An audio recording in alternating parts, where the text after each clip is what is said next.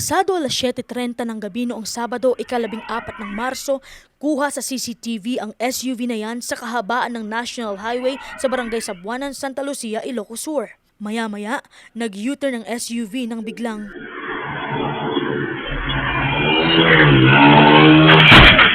banggain ito ng isang humaharurot na motorsiklo. So, nag-execute siya ng left turn para sana pupunta sa opposite lane para mag-park doon sa bakanteng lote sa kabilang kalsada.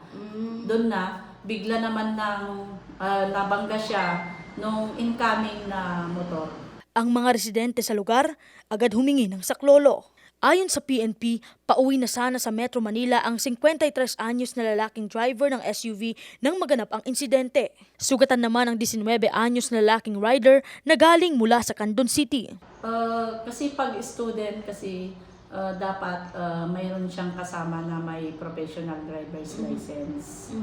So, titingnan namin sa investigation kung ano ang pwedeng ikaso sa kanya. Sa ngayon, nagpapagaling pa sa Ilocos Sur Medical Center sa Candon City ang rider habang ligtas naman ang SUV driver. Hindi naman accident-prone area ang pinangyarihan ng insidente ayon sa PNP, pero paalala nila sa mga motorista, Dobleng ingat po tayo lalo na po sa mga accident-prone areas po dito sa amin.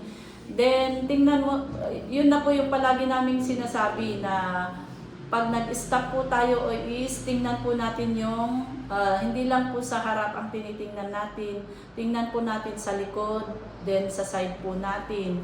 hindi na nagsampa ng reklamo ang pamilya ng biktima laban sa SUV driver at itinaan na lang ito sa areglo. Jerusalem Viado, RNG News.